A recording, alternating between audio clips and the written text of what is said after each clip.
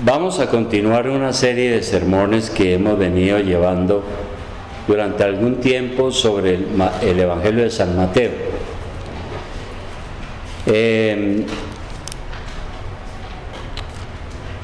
Esperar la venida del Señor es un asunto de fe. ¿Usted piensa en eso frecuentemente? ¿En la venida del Señor? Es un asunto de fe. ¿Qué es fe? La Biblia dice que fe es aquello que yo creo aunque no lo veo, aquello que yo espero pero tengo la convicción, la seguridad que eso va a ser así. Nosotros estamos convencidos que el Señor vendrá por segunda vez para hacer juicio. El pueblo cristiano. ¿Cómo será su venida? Bien, a esa pregunta lo mejor es que el propio Señor Jesucristo nos dé la respuesta. Si alguien pregunta cómo será su venida, que el Señor Jesucristo nos dé la respuesta. Y el Señor nos ha dado unas explicaciones para que nosotros entendamos este asunto de su segunda venida. Yo creo que el Señor Jesucristo va a regresar porque, entre otras cosas, Él está vivo, no está muerto. La Biblia dice que Él se levantó entre los muertos, se presentó vivo a varios. A un discípulo le tomó la mano y le dijo: mire, yo soy. Y luego ascendió hasta que las nubes lo cubrieron ante una nube de testigos. Y la Biblia dice que así como se fue va a regresar. El que no cree en la segunda venida de Cristo tampoco cree que Él resucitó. ¿Cómo será su venida? Vamos a mirar Mateo 24, versículo 37. Mateo 24, versículo 37. Ya el Señor ha venido hablando algunas cosas que hemos explicado en el mensaje de hace 8 días, pero vamos a continuar con lo que el propio Señor ha dicho aquí en su palabra, la cual creemos que es veraz, que es viva y verdadera y que se cumple. Dice el Señor aquí entonces en el versículo 37: mas como en los días de Noé, así será la venida del Hijo del Hombre. Ahora, dice el Señor aquí que será como en los días de Noé. ¿Quién era Noé? ¿Quién era Noé? La Biblia nos habla mucho sobre Noé. Primero, si nosotros vamos atrás a capítulo 6 de Génesis, el capítulo 6 de Génesis, capítulo 6 de Génesis, versículo 8, allí hay algunas cosas. La primera cosa que vemos de Noé es que fue un hombre que halló gracia delante de Dios. Aquí en Génesis 6, 8 dice: pero Noé halló gracia ante los ojos de Jehová. Es la primera cosa que nosotros encontramos. Dios lo miró con misericordia cuando Dios iba a destruir el mundo con el diluvio universal, que es otra cosa que sucedió, histórica, aunque los ateos y los incrédulos no la crean. La incredulidad los mata. Nosotros creemos que hubo un diluvio universal y que Noé fue salvo. Y aquí dice que antes de Dios destruir el mundo, dice: pero Noé halló gracia ante los ojos de Jehová. Dios lo miró con misericordia y le fue favorable. Fue la gracia soberana la que salvó a Noé. Dios no tenía ninguna obligación de salvar a Noé, en absoluto, pero lo hizo de acuerdo con su amor y su buena voluntad. que es algo parecido a lo que hace el Señor con nosotros cuando nos salva. Nos salva por su buena voluntad, porque Él quiere. De manera que fue por pura gracia que Dios le permitió a Noé y a su familia escapar al juicio del diluvio. Segundo, ¿quién era Noé? Era un hombre justo, porque en el versículo 9 de Génesis 6, ¿qué sigue diciendo? Dice, estas son las generaciones de Noé. Noé, varón justo. Noé era un hombre justo. Él había creído en Dios y había sido justificado por su fe en Dios, como lo somos nosotros también, que hemos creído en el Señor. Dice entonces aquí el 9, Noé, varón justo, era perfecto en sus generaciones. Era un hombre perfecto, lo cual no quiere decir que nunca pecaba, sino que era un hombre intachable, íntegro. Es decir, un hombre maduro en su vida espiritual. Eso quiere decir perfecto. Noé dependía de Dios, como nosotros debemos depender de Dios. Recuerda lo que nos dice el apóstol Pablo: mas el justo por su fe vivirá. Mas el justo por su fe vivirá. Además de eso, sigue diciendo aquí, Noé, varón justo, era perfecto en sus generaciones. Con Dios caminó Noé. ¿Quiere decir eso entonces que Noé era un hombre que caminaba con Dios? Eso significa que él anduvo con Dios, fue compañero de Dios, estuvo en comunión continua con Dios. Eso quiere decir caminar con Dios, como nosotros también tenemos que caminar con Dios. Y hay una cuarta cosa acerca de Noé, pero la encontramos es en el Nuevo Testamento, en 2 de Pedro 2:5. 2 de Pedro 2:5, que muchos siglos después el apóstol Pedro se refiere también a Noé. En 2 2:5, aquí el apóstol Pedro está hablando del fin también y dice que Dios no perdonó al mundo antiguo, sino que guardó a Noé, pregonero de justicia, con otras 7 personas, trayendo el diluvio sobre el mundo de los impíos. Aquí está diciendo que Noé fue también un pregonero de justicia. ¿Y qué es un pregonero?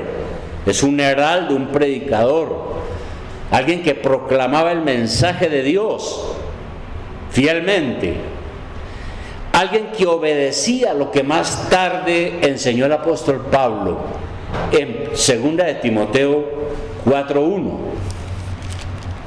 ¿Qué dice 2 de Timoteo 4:1? Acerca de los predicadores, porque esta es una exhortación que le hace el apóstol Pablo a un pastor. En 2 de Timoteo 4:1 le dice: te encarezco delante de Dios y del Señor Jesucristo, que juzgará a los vivos y a los muertos en su manifestación y en su reino. Que prediques la palabra.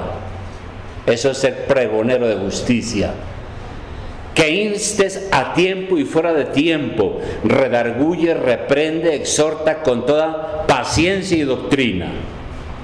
Porque vendrá tiempo cuando no sufrirán la sana doctrina, sino que teniendo comezón de oír se amontonarán maestros conforme a sus propias concupiscencias. Y apartarán de la verdad el oído y se volverán a las fábulas, que es lo que está pasando hoy con muchos predicadores. En vez de predicar el evangelio con fidelidad, están enseñando una cantidad de cosas no importantes. Bien, entonces el Señor aquí en Mateo 24 dice, hablando de su venida, ¿cómo será su venida? Dice, en primer lugar, que será como en los días de Noé. ¿Y cómo eran los días de Noé? Génesis capítulo 6 otra vez, en el Antiguo Testamento. Génesis capítulo 6, versículo 11. Vamos a mirar aquí cómo eran los días de Noé. Ahí dice, en el versículo 11 dice: y se corrompió la tierra delante de Dios, y estaba la tierra llena de violencia. Y miró Dios la tierra, y he aquí que estaba corrompida, porque toda carne había corrompido su camino sobre la tierra. Esa era la situación. Eran días llenos de violencia. Eran días en los cuales la gente se había corrompido. Era una sociedad descompuesta. Porque en el original hebreo lo que quiere decir era que era una sociedad que olía podrido. Olía de manera nauseabunda. Y hay un problema para esta sociedad, para este mundo en que vivió Noé.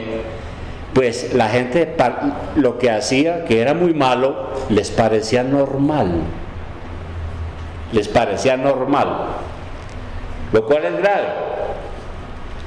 Cuando uno empieza a hacer las cosas que son pecado, pero le parecen normal, y uno dice, engañado por el diablo, no, pero ¿qué de malo hay en eso? ¿Qué de malo hay? ¿No? Todo el mundo lo hace. Entonces parecían días normales, días en los cuales la gente se levantaba a trabajar, días en los cuales los hombres y las mujeres se enamoraban y se casaban, todos con grandes proyectos sobre su futuro. Eran días, como dice Lucas, capítulo 17, hablando de lo mismo, Lucas 17. Lucas 17. En el versículo 28. ¿Qué dice Lucas? Está hablando de lo mismo que habla Mateo y dice: así como sucedió en los días de Lot, porque antes de destruir Dios a Sodoma y Gomorra eran días también parecidos. Dice: comían, bebían, compraban, vendían, plantaban, edificaban. La gente estaba haciendo lo normal, lo que tiene que hacer.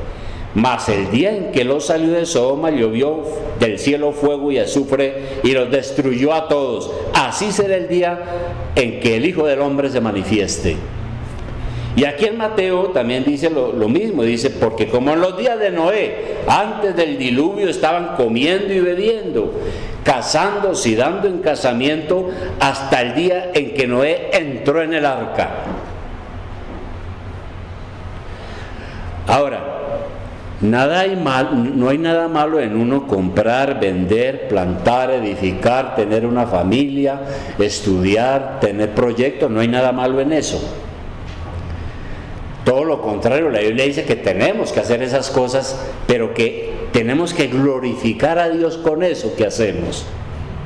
El problema es cuando las cosas de este mundo nos envuelven y lo único que nos importa es lo material, y se descuidan las tareas espirituales. Entonces las cosas por las cuales uno sufre y trabaja, ya en vez de ser una bendición, se convierten en un obstáculo y en una maldición para agradar a Dios. No son buenas. La gente estaba comiendo, bebiendo, estudiando, levantando una familia. No hay nada malo en eso, pero estaban lejos de Dios. No estaban glorificando a Dios con las cosas. Y eso demuestra, hermanos, cuando uno cae en eso demuestra es que uno ha entrado en el materialismo. Y entonces cuando uno se vuelve materialista, cuando lo que le importa es el beneficio propio y las cosas de este mundo, entonces uno empieza a tener una seguridad falsa. Y empieza uno a llenarse de egoísmo, porque lo único que nos importa es lo nuestro. Es lo único. Así eran los días de Noé. Eran días en los cuales también Dios tenía mucha paciencia. Porque el apóstol Pedro en Primera de Pedro 3:20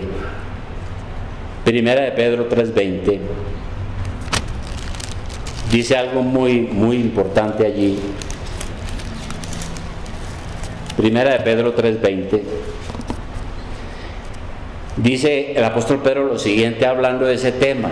Dice: los que en otro tiempo desobedecieron, cuando una vez esperaba la paciencia de Dios en los días de Noé, mientras se preparaba el arca, en la cual pocas personas, es decir, 8, fueron salvadas por agua, o salvadas del agua. Entonces, aquí Pedro dice que en los días de Noé había mucha rebelión, mucha desobediencia, gente incrédula. Dios detuvo su ira por mucho tiempo, esperando que la gente creyera el mensaje de salvación, pero no creyeron. Entonces la paciencia de Dios llegó al límite. Y bien, llegó un día y comenzó a llover. Y algunos dijeron: oh, está lloviendo. Debe ser que es el mes de las lluvias. Pero llovió y no paró. Y el mundo empezó a inundarse. Terrible. Muchos días con sus noches, y la inundación acabó con todo. Y por eso aquí el propio Señor, en el versículo 39 de Mateo, en el capítulo 24 donde estamos, ¿no? Dice que Noé entró en el arca. Y en el 39 dice: y no entendieron hasta que vino el diluvio y se los llevó a todos. Así será también la venida del Hijo del Hombre. Cuando llegó, no entendieron. Cuando llegó el diluvio ya era tarde. Y ese es el gran problema que tenemos. Uno habla de estas cosas: mire, este mundo como ustedes lo ven no va a permanecer para siempre. Todo lo que nosotros vemos va a ser destruido. Oh, pero usted sí es una persona como pesimista. No, es que nosotros creemos la palabra. Entonces la primera cosa que nosotros vemos aquí sobre este asunto es que la venida del Señor será como en los días de Noé. Pero en segundo lugar, dice la palabra que serán salvos los que tengan la gracia de Dios. ¿Qué es el versículo 40 de Mateo 24? Entonces estarán dos en el campo, el uno será tomado y el otro será dejado. Dos mujeres estarán moliendo en un molino, la una será tomada y la otra será dejada. Ahora, este versículo se aplica también a lo que pasó en Jerusalén en el año 70 después de Cristo, porque recordemos que el Señor ha venido aquí hablando también y profetizando la destrucción de Jerusalén en el año 70 que sucedió después. Y ese versículo también se relaciona, por ejemplo, con los versículos anteriores 16 y 20. Recuerde, el Señor dijo que Jerusalén iba a ser destruida. Y aquí en 16:20 les dijo lo siguiente: entonces los que estén en Judea huyan a los montes, el que esté en la azotea no descienda para tomar algo de su casa, el que esté en el campo no vuelva atrás para tomar su capa. Ay de las que estén encintas y de las que críen en aquellos días. Orad pues que vuestra huida no sea en invierno ni en día de reposo. Pero también estas palabras del Señor es un ejemplo de lo que sucederá en el último día, cuando llegue el fin de este mundo. El elegido, el escogido, será recogido por los ángeles para estar siempre con el Señor. El que no está en estado de gracia, que no es escogido, va a ser destinado a la eterna perdición. Y eso está claro en las Escrituras. Por eso lo estamos diciendo. Llegó la hora cuando Noé cerró las puertas del arca y ya no hubo más oportunidad. Y uno se puede imaginar los artistas, por ejemplo, Miguel Ángel pintó unas escenas angustiosas y terroríficas, la gente golpeando a las puertas del arca con el agua al cuello, tratando de subirse a la parte más elevada, y todos se ahogaron. Así sucederá en la venida de Jesucristo. Las puertas de la salvación se cerrarán. Va a llegar un momento en que las puertas de la salvación se cierran.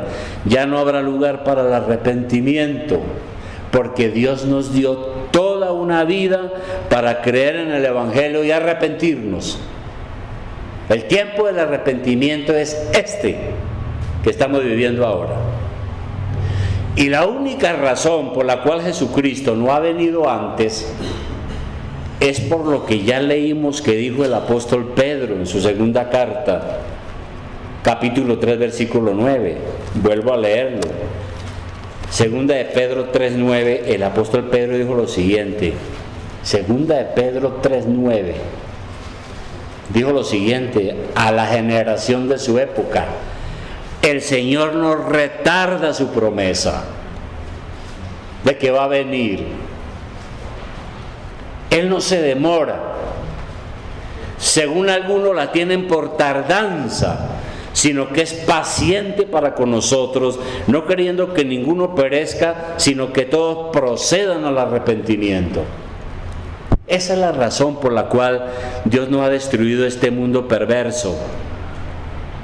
Quiere que todos se arrepientan, pero llegará un momento en que ya la paciencia de Dios llegará a su límite. Ahora, produce gran confianza y esperanza el saber que si Dios nos ha escogido en Cristo, ahora pertenecemos a Él, y que ya sea que estemos vivos cuando Él venga o que hayamos muerto, seremos resucitados y estaremos con nuestro Señor para siempre en gloria eterna. Eso dice la Escritura. Todo lo contrario sucederá a quienes no creen en el Evangelio. Si mueren antes de la venida del Señor, ya no hay oportunidad. Quienes entran al infierno ya no pueden salir de ahí. Los que estén vivos cuando Cristo regrese, si no se han arrepentido, serán condenados para siempre. Lo dice Primera de Tesalonicenses 1:5. Vale la pena mirarla. Primera de Tesalonicenses 1:5.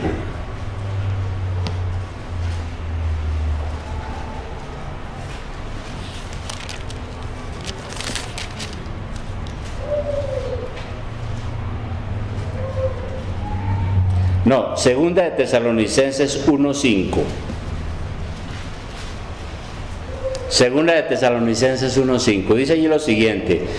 Dice: esto es demostración del justo juicio de Dios, para que seáis tenidos por dignos del reino de Dios, por el cual asimismo padecéis, porque es justo delante de Dios pagar con tribulación a los que os atribulan, y a vosotros que sois atribulados daros reposo con nosotros cuando se manifieste el Señor Jesús desde el cielo con los ángeles de su poder, en llama de fuego, para dar retribución a los que no conocieron a Dios ni obedecen el Evangelio de nuestro Señor Jesucristo, los cuales sufrirán pena de eterna perdición, excluidos de la presencia del Señor y de la gloria de su poder, cuando vengan aquel día para ser glorificado en sus santos y ser admirado en todos los que creyeron.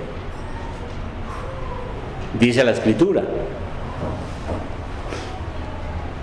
Y una tercera y última cosa, hermanos, sobre este asunto.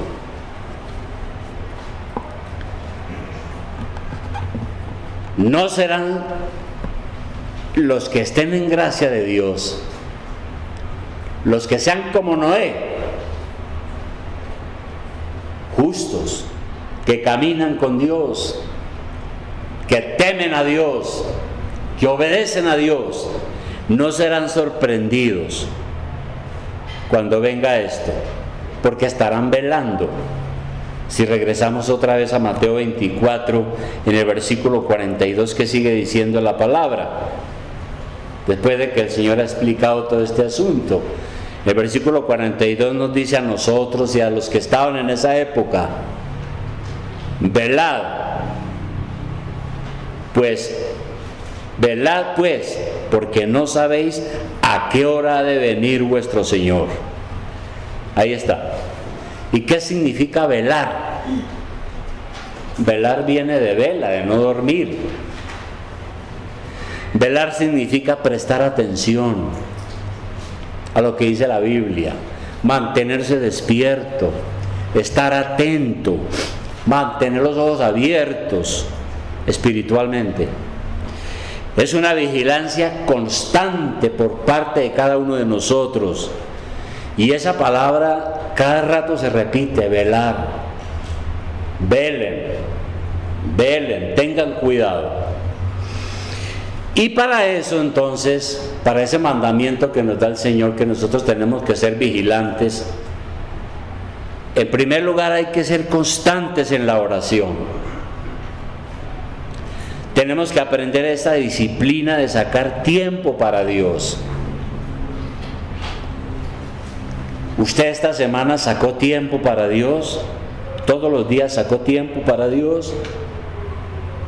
¿Usted hizo un paro y pensó y dijo: yo tengo que orar al Señor, tengo que hablar con mi Señor?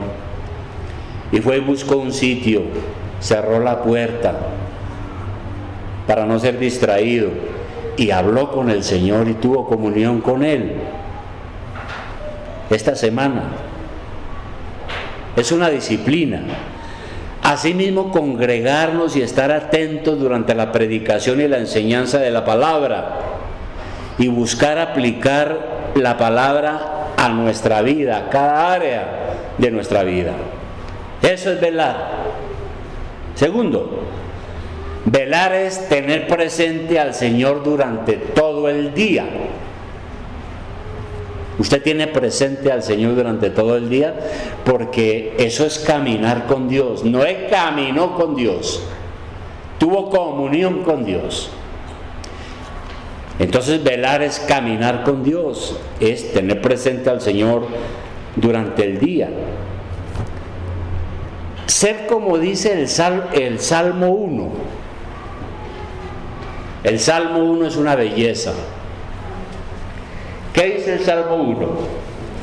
Dice: bienaventurado el varón que no anduvo en consejo de malos, ni estuvo en camino de pecadores, ni en silla de burladores se ha sentado, sino que en la ley de Jehová está su delicia, y en su ley medita de día y de noche.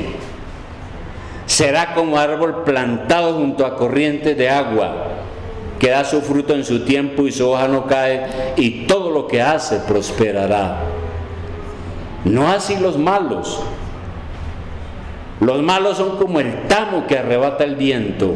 Por tanto, no se levantarán los malos en el juicio, ni los pecadores en la congregación de los justos, porque Jehová conoce el camino de los justos, mas la senda de los malos perecerá. Tercero, sobre eso de velar, reconozcamos nuestras propias debilidades y los peligros del pecado. Reconozca la tentación en su vida. No se vuelva descuidado y negligente con su vida cristiana. Lea la Biblia, piense en las promesas de Dios, déjese conducir por el Espíritu Santo para que lo fortalezca en sus debilidades. Porque toda la semana nosotros nos enfrentamos a nuestro propio pecado, ¿no? Esta semana ya tuve que enfrentarme a pecados en mi vida personal y tuve que orar y decirle al Señor que me fortalezca. Eso es velar. Cuarto y último, no se deje engañar por el pecado. Es decir, cuando uno tiene tentaciones y uno de pronto Satanás empieza a engañarlo y uno empieza a acariciar el asunto y uno empieza a decir, bueno, pero al fin y al cabo esto pues no es tan malo. Eso no hay que ser tan fanático como algunos en la iglesia que son fanáticos. No, yo soy muy inteligente, yo soy una persona muy abierta, yo conozco mucho de la Biblia. Hermano, no se deje engañar por el pecado. Mejor confiéselo a Dios. Pida al Señor la gracia para que usted pueda manejar el pecado y la tentación, para que usted pueda derrotar la tentación. Reconozca que solamente podemos recibir el perdón mediante Jesucristo, que murió por nosotros, y trate de vivir como vivió el Señor. Eso es lo que nos dice la Biblia, y eso es velar. Y yo estaba pensando que tenemos que hacerlo porque no sabemos en qué hora y en qué día viene nuestro Señor. Ahora, alguien puede decir, no, sí, muy interesante, pero es que eso lo estaban predicando hace 2000 años, mira, han pasado 2000 años y no ha venido. Pues eso era lo mismo que pensaban en el siglo I. El Señor dice que para Él un año es como 1000 días, y 1000 días como un año. Pero además, hermano, para el que piensa así, sepa que usted se tiene que morir. Y que cuando se muera también tiene que comparecer delante del Señor. Y que por eso tiene que velar. Entonces, conclusión, hermano. La venida de nuestro Señor Jesucristo será como en los días de Noé. Mucha violencia, alejamiento de Dios, oídos sordos al Evangelio. Nadie entiende, nadie quiere creer. Todo el mundo está dudando, viviendo en la incredulidad. Así eran los días de Noé, ¿no? Mucha corrupción, mucha violencia, oídos sordos al Evangelio, y nadie entiende. No entienden que Dios está deteniendo el castigo con paciencia, con un propósito. Ya lo leímos. El Señor no retarda su promesa. Parece que a algunos les parece que Él se demora, pero no, el Señor no se demora. Lo que pasa es que Él es paciente, esperando que nosotros nos arrepintamos de nuestros pecados. Pero va a llegar el momento final, tarde que temprano. ¿Cuándo será? El día y la hora nadie la sabe. ¿Qué tenemos que hacer mientras tanto? ¿Usted qué debe de hacer? Debe de hacer lo que ya leímos aquí en Mateo en el versículo 42, velad. Velad pues, porque no sabéis a qué hora ha de venir vuestro Señor. Eso significa no vivir como si Dios no existiera. Nosotros somos hijos de Dios y cristianos y creyentes, por eso estamos aquí. Tenemos que esforzarnos por vivir una vida piadosa, oración, lectura de la Biblia, arrepentimiento diario, búsqueda del Señor, caminar con el Señor, para estar preparados, sea que Él venga o sea que nos llame a su presencia, su cuerpo al sepulcro, al cementerio, y usted a comparecer ante Dios. Velad y orad, porque no sabéis el día y la hora en que el Señor ha de venir. Vamos a orar, hermanos.